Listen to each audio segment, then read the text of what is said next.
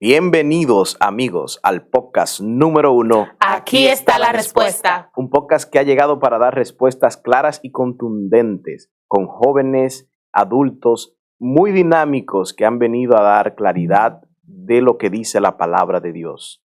No te olvides de suscribirte a nuestras redes sociales. Estamos en Instagram, Facebook y YouTube como @aquí está la respuesta oficial. También estamos en TikTok como @aquí está la respuesta. Suscríbete, dale like a nuestra página de YouTube para que vea nuestros contenidos completos. También puedes comentar en nuestras redes sociales sobre algunos temas que te interesaría que nosotros toquemos. En el día de hoy nosotros tenemos un segmento muy interesante, es el segmento El experto responde, y para ello tenemos un invitado súper especial, un pastor joven y dinámico, el pastor Joshua Sochet. Bienvenido, pastor. Bienvenido, pastor. Muchas gracias por la invitación y alegría, un gran privilegio poder estar aquí con ustedes. Bien, el tema que vamos a tratar el día de hoy es un tema muy interesante, ni frío ni caliente. Hoy vamos a descubrir si en realidad lo que dice la palabra de Dios es acerca de nuestra vida espiritual o si lo que dice la palabra de Dios en Apocalipsis se trata de otra cosa, porque muchas veces confundimos lo que dice la Biblia. Pero hoy, no se vaya, quédese ahí, hoy lo vamos a descubrir. Bien, vamos a comenzar con algunas preguntitas, Joshua, que tenemos acerca de eso, ni frío ni caliente, porque tenemos décadas, años escuchando, hablar de ese tema. Y vamos a ver qué dice, de qué se trata en realidad ese texto de Apocalipsis. Así es, Pastor Joshua, muchísimas gracias por estar aquí con nosotros en este podcast. Entonces, como Leo acaba de mencionar, este versículo, esta frase que hemos escuchado, que Apocalipsis 3, versículo 15 menciona lo siguiente: yo conozco tus obras, ni eres ni frío ni caliente. Ojalá fuese frío o caliente. O sea, vemos aquí que lo menciona dos veces, frío y caliente. Entonces, ¿qué es ser frío según la Biblia? ¿Cómo se podría describir frío según la Biblia? Yo quiero hacerles una pregunta. ¿Alguna vez han escuchado la frase frío espiritualmente? Sí, claro. Claro que sí. ¿Ustedes sabían que la Biblia nunca habla acerca de un concepto de frialdad espiritual? A veces cuando yo leí el libro de Apocalipsis, estos versículos para ser exactos, yo pensaba que el problema estaba en ser frío, porque yo desde pequeño yo escuchaba la frase somos fríos espirituales.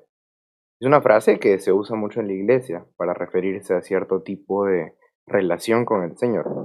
Pero cuando nosotros leemos Apocalipsis, el capítulo 3, el versículo 15, nos damos cuenta que el problema no está en ser frío o en ser caliente. Y yo quiero aprovechar estos minutos para que entendamos un poquito a profundidad este versículo. Aquí Juan está escribiendo a la iglesia en la Odisea, ¿cierto? Es una iglesia que hoy en día estaría en la zona de Turquía. Es bien interesante que la iglesia de la Odisea se encontraba en un valle. Imagínate que este es el valle, la mesa es el valle. Pero ese valle era alimentado por un río. Y ese río que pasaba por la Odisea bajaba de dos montañas. En una montaña estaba la ciudad de Hierápolis y en la otra montaña estaba la ciudad de Colosa, a la que Pablo escribe una carta. Y de la montaña de Hierápolis, que hoy en día es conocida como Pamukkale, y si ustedes lo buscan en Google, les va a salir unas aguas termales bien bonitas y bien famosas. Son blanquitas y el agua cristalina, pero son aguas termales. Eso está en Hierápolis. Y de Colosas baja agua helada, fría. ¿Qué es lo que pasa? Ese río se alimentaba del agua que bajaba de Hierápolis y del agua que bajaba de Colosas. El agua de Hierápolis era caliente, caliente, caliente. Y el agua de Hierápolis era fría. ¿Qué pasaba cuando esas dos aguas se juntaban? Se ponían tibias. Se ponían tibias, correcto. Y el agua que alimentaba la Odisea era... Otra cosa que tenemos que tener en cuenta es que Juan usa aquí la frase frío y caliente, que en griego es sucros y de caliente es cestos, que ambas palabras se utilizan para referirse al agua. Por un lado, en Mateo capítulo 10, versículo 48, vemos que se usa esta misma palabra para hablar del agua fría, cuando dice que le demos agua fría a los niños. Y por otro lado, cestos también se traduce no solo como caliente, sino como un calor que hierve. Y para algo hierva, tiene que estar en estado líquido, ¿cierto? Pablo aquí no está hablando de una frieza o de un calor humano o espiritual. Pablo aquí está hablando de algo relacionado con la fuente, con el agua, con el origen del agua. Entonces, nosotros pensamos de que el problema estaba tanto en ser frío como en ser caliente, pero el problema que aquí Juan está queriendo enfatizar más es que lo dice en el versículo 16, por cuanto eres tibio y no eres ni frío ni caliente. Entonces, para responder a esa pregunta tenemos que desarrollar un poco más en lo que respecta a la tibieza.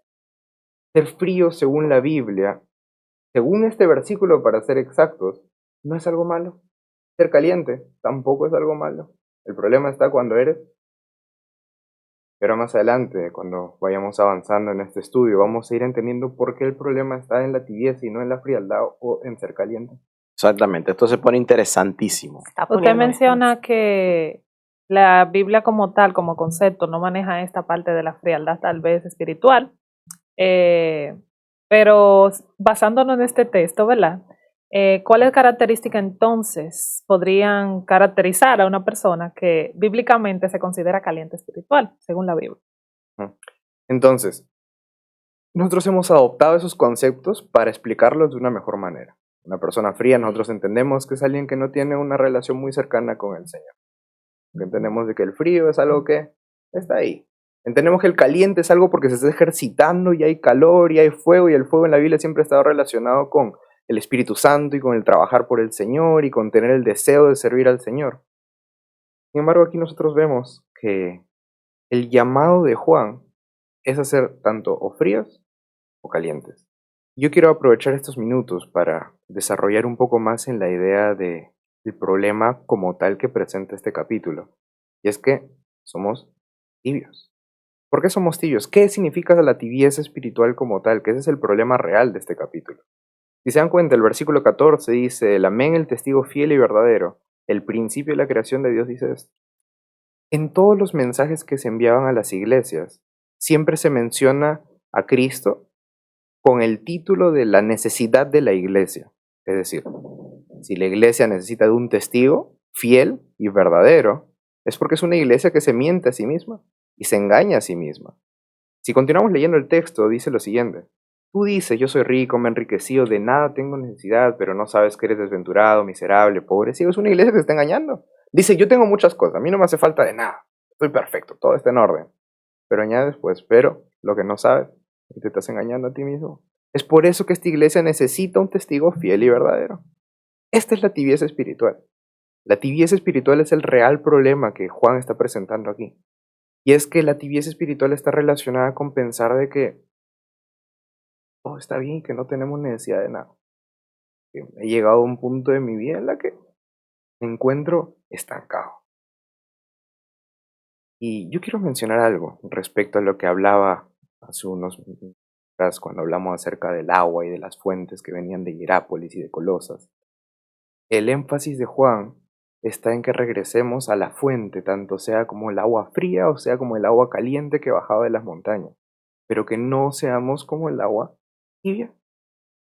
O sea, Juan te está invitando y te está pidiendo que regreses a las fuentes, que seas caliente, que vayas a la fuente del calor o que vayas a la fuente del frío. Y esto en relación con el agua. Mi pregunta para ustedes es, ¿quién es el agua de vida? Jesús. Jesús. ¿Y cómo yo puedo regresar a la fuente entonces? Si la Biblia me está pidiendo que yo vuelva a las fuentes, que yo no consuma un contenido ya digerido, sino que yo regrese a la fuente y vuelva al origen de todo, ¿qué me está pidiendo que haga? Que yo vaya a la Biblia. Saben, hoy en día la adoración y la relación con el Señor se ha resumido en mensajitos de texto y eso pensamos que es todo nuestro culto. Yo leo un mensaje de texto de WhatsApp, oro Señor, tú ya sabes, amén, y nos vamos a trabajar. Nos vamos a hacer el resto de nuestras actividades. Vemos un video y esa fue toda nuestra adoración. Sin embargo, el llamado de Juan es a que nosotros regresemos a la fuente, que es la palabra de Dios, que es Cristo. Que dediquemos tiempo personal a reconectarnos con el Señor y a reconectarnos con la fuente de vida, que es Cristo Jesús. Es por eso que te dice, ojalá fueras frío y regreses a la fuente, que es Colosas. Ojalá fueras caliente y regreses a la fuente, que es Hierápolis. Pero eres tibio. Porque con el paso y cuando se mezcla el contenido, termina llegando un contenido digerido que es tibio.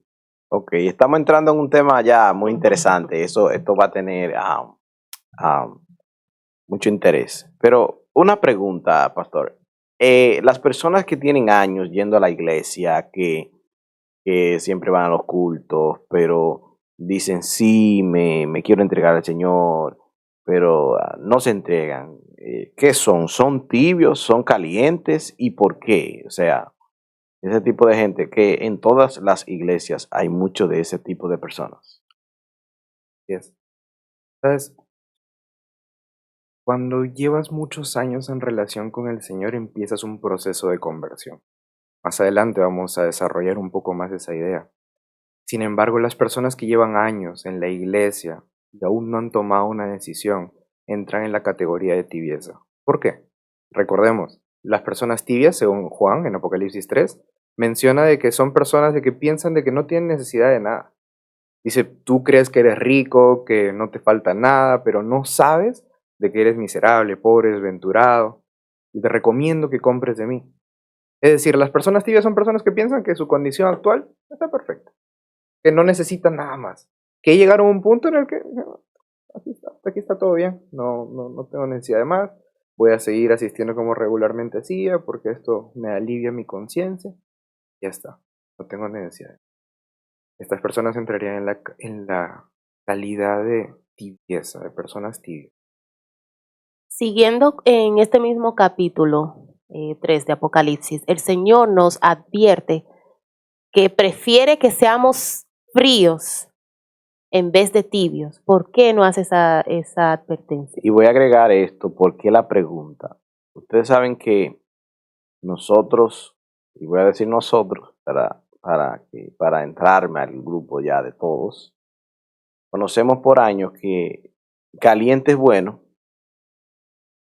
tibio, malo, malo, porque dice que te vomitaré, y que frío también es malo, porque hay que hablar claro, eso es lo que se conoce. Ahora, la pregunta que Ángela hizo ahí, ¿por qué Dios prefiere que sean Fríos. fríos y no tibios? Y en este ámbito la pregunta viene de alguien que quizás dijo, bueno, como frío también es malo, ¿por qué prefiere que sea frío y no tibio, que también es malo? ¿Sabes? Esta pregunta tiene que ver mucho con lo que estábamos mencionando antes, y es que el problema no está en ser frío o caliente. Aquí Juan no está enfatizando y diciendo, son fríos, estamos mal. No, aquí Juan está enfatizando que el verdadero problema es ser tibio.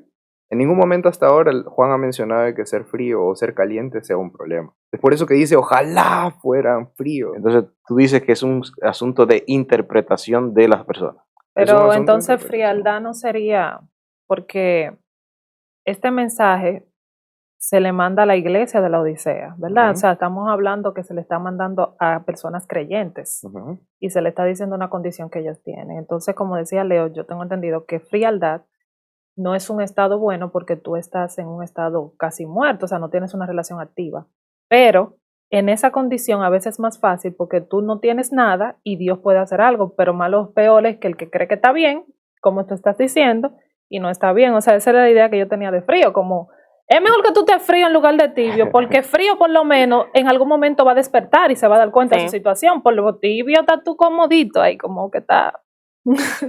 Si nosotros siguiéramos con esa corriente, entonces nosotros diríamos que la Biblia nos incita a un mal mejor, por así decirlo.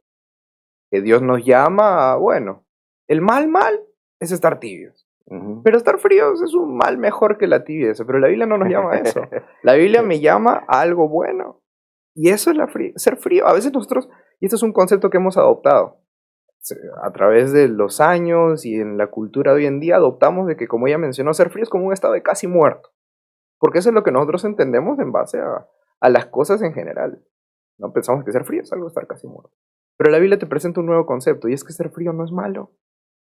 Pero Porque no entonces, se está- ¿qué es el frío? ¿Qué es? Es un concepto que Juan no define. Porque Juan no está preocupado tanto en ser fríos espirituales o ser calientes espirituales. Ese no es el concepto que Juan está desarrollando aquí. Juan lo que quiere hacerte entender es que el verdadero problema está en ser tibio. El problema aquí Juan no desarrolla y no dice, son fríos, están mal, son calientes, están mal. Sino que el verdadero problema en este pasaje, en este texto, está en la tibieza espiritual. Si nosotros leemos de nuevo estos versículos, nos vamos a dar cuenta de que la Biblia nos llama a ser frío. Ojalá fueses frío o caliente. No dice, ojalá fueses frío nada más, como diciendo, bueno, esto es nada, ¿no? Pero no, usa los dos términos juntos. Dice, ojalá fueres o esto. Pero estás al medio, pero no te decides por ninguno de los dos lados. Y es que el tema aquí de Apocalipsis 3:14 en adelante es la tibieza espiritual. Ok, entonces vemos como usted dice que el enfoque es la tibieza. Entonces, en cuanto a los tibios, ¿cuáles serían esas consecuencias entonces que va a sufrir? Leo mencionó algo ahorita del vomitar. ¿Cuáles serán esas consecuencias entonces que tendrán las personas que estén en un estado de tibieza? Bueno, como Leo mencionaba y el mismo versículo lo dice, por cuanto eres tibio y no frío ni caliente, yo, el Dios hablando, te vomitaré de mi boca.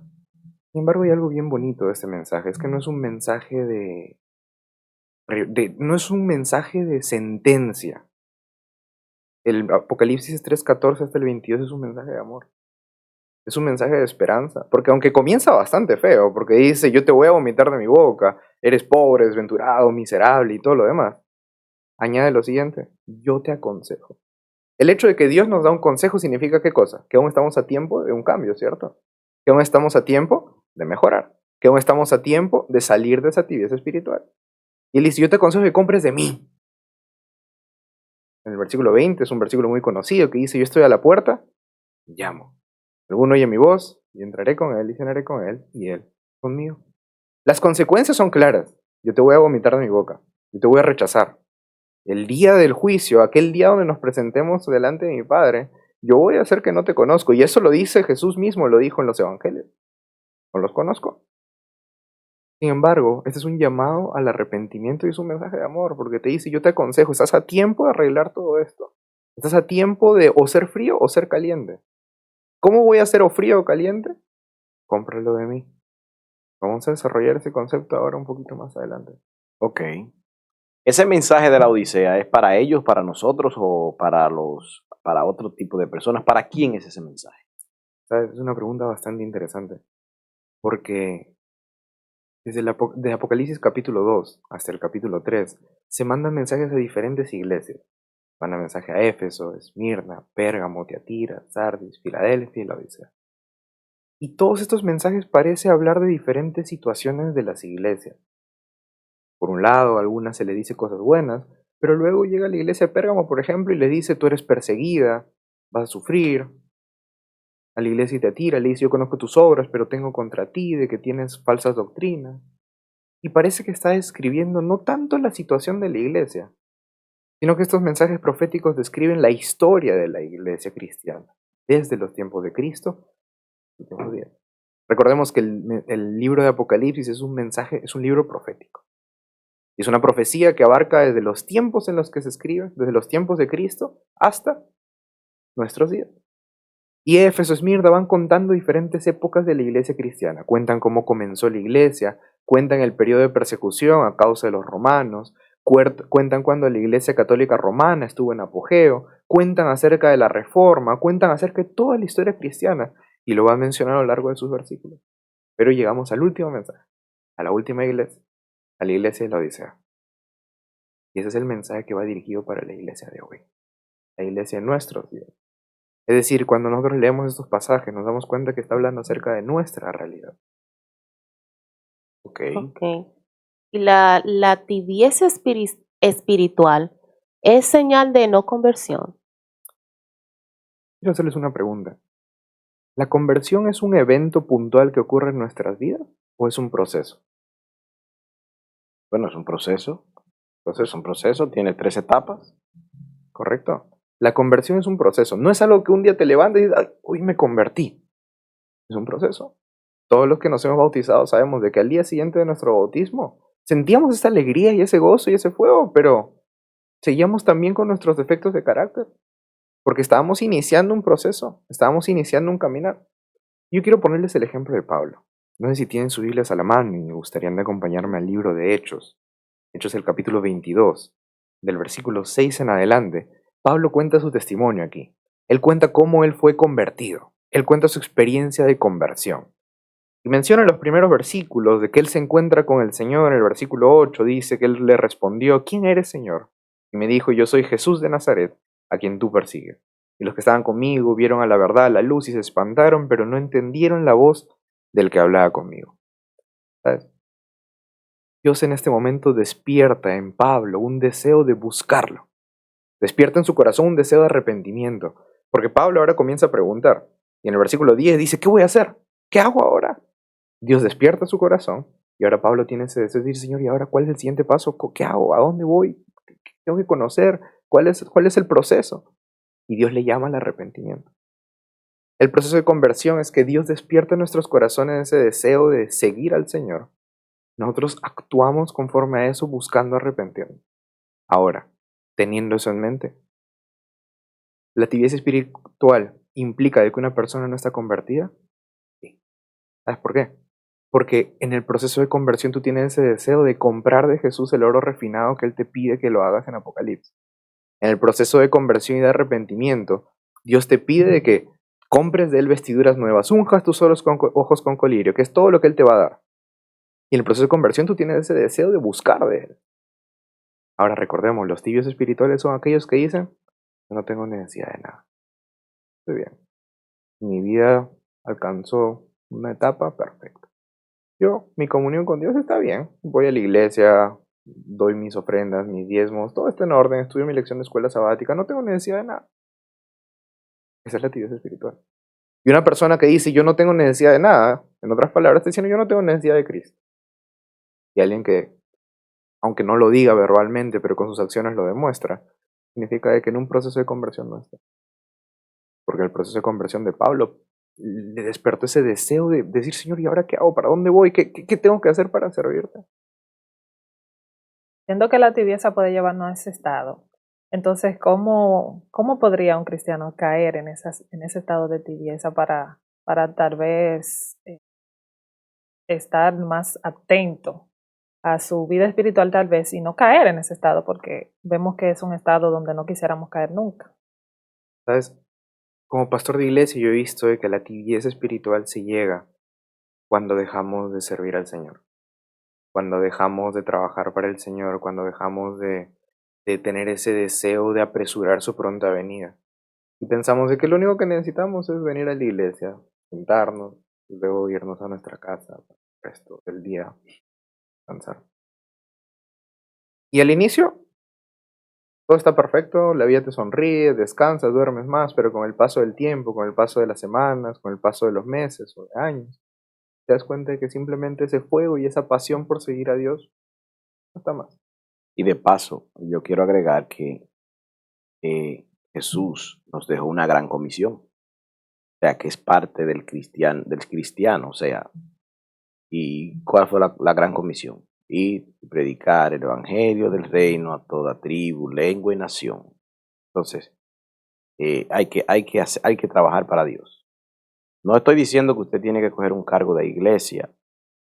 Es bueno también, pero no estoy diciendo que usted lo tiene que hacer. Pero para trabajar para Dios no se necesita.